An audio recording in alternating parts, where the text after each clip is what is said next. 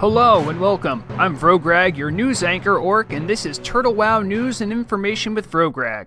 My crew and I were kicked out of Archmage Xylem's tower for asking too many questions, so we decided to broadcast here from the temperate rainforest ruins of Feralis, and not because I was shoved through a portal.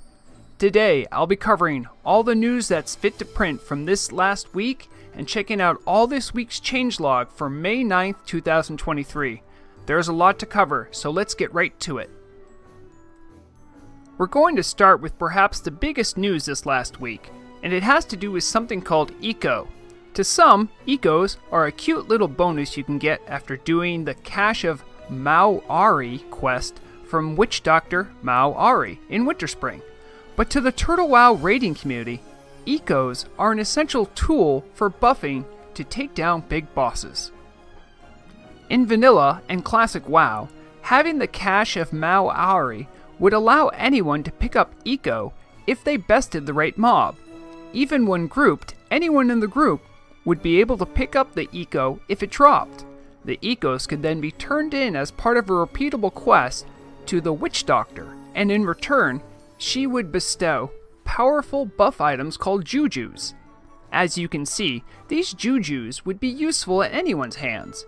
And for the min-maxer, the fire and ice resist stack with other buffs, while the strength and attack power Juju are the highest buff available for those stats. Even more enticing, the attack power Juju works on ranged attacks, so it's a staple for any try-hard hunter. Then came the realization, an absolute bombshell. During last week's bug fixes, the echoes were changed and not in the favor of people trying to get the eco. The bug tracker lit up with many perturbed raiders demanding to know why the ecos weren't dropping for people in their group.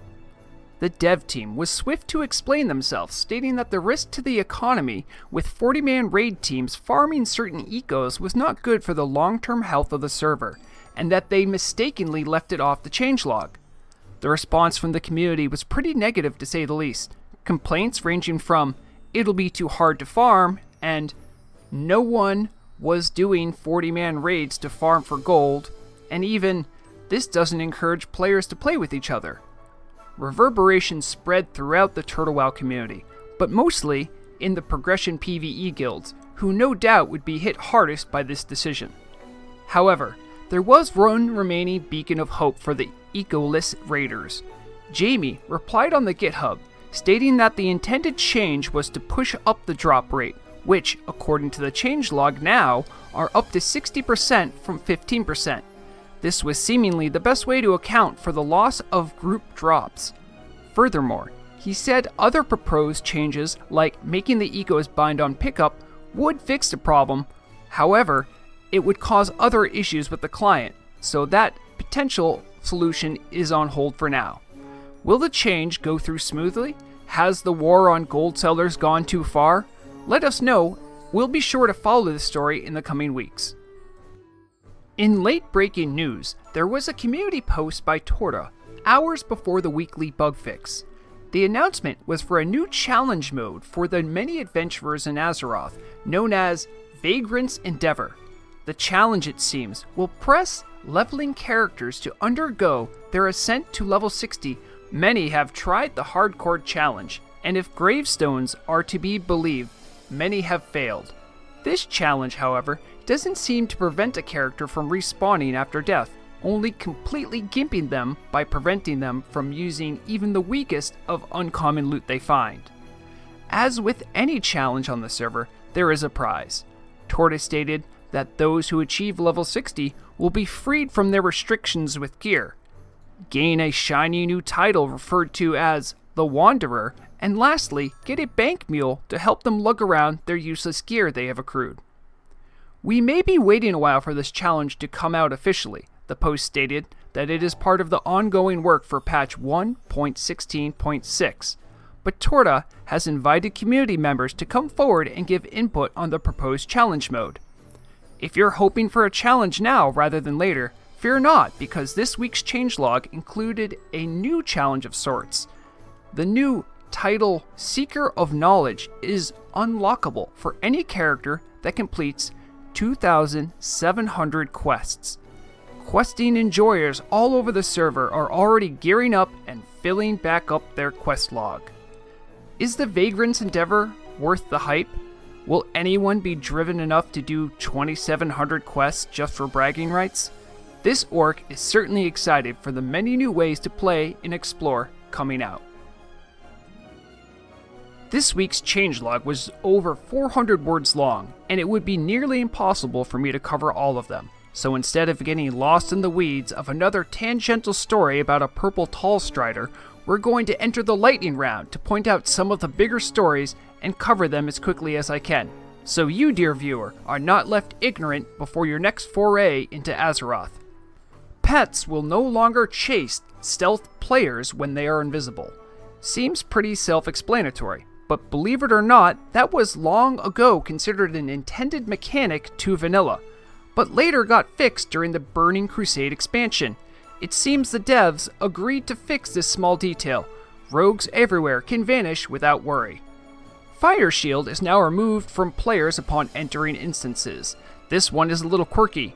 Someone realized that entering raids didn't remove this Fire Shield buff that can be given to players via mind control from Twilight Fire Guards near Thorium Point. That same person also realized that the effects for a Flask of Petrification did not remove this fire AoE aura. They then went on to rant about how a raid group utilizing 80 Flasks of Petrification could trivialize the Four Horsemen boss in Naxxramas. Though theoretical, it would seem that on this loophole, it has been closed for any future cheesers to feast on. The removal of the glowing cat figurine vendor price, as you might imagine, is because someone figured out how to get too many of them, then vendored them. The figurine is a lootable item that is supposed to make a ghost saber spawn for lower level players, and while the changelog calls it a glowing cat figurine, it is actually just a cat figurine that was changed. Evidently, it kept respawning and level 60s could just stand there and loot them for as long as they wanted to, for free gold. Good find. Levels required to speak is back to level 5. There isn't any real announced reason why, due in part to Turtle WoW team's rather opaque strategy in their ongoing gold seller war. Either way, remember to moo at gold sellers. And finally, the car key trinkets from Mirage Raceway are now bind on pickup.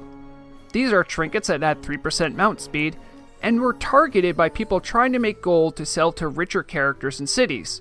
Whether this was to remove some of the people trying to spam them in trade chat, or simply because it's not in the spirit of the game to farm car keys, we may never know.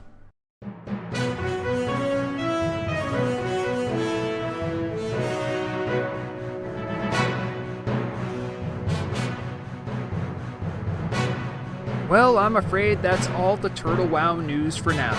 Sorry if I didn't cover a subject you wanted more attention on, but as always, you can message my editor-in-chief, Vrograg, here on the server, either through in-game mail or whispers if you see me on.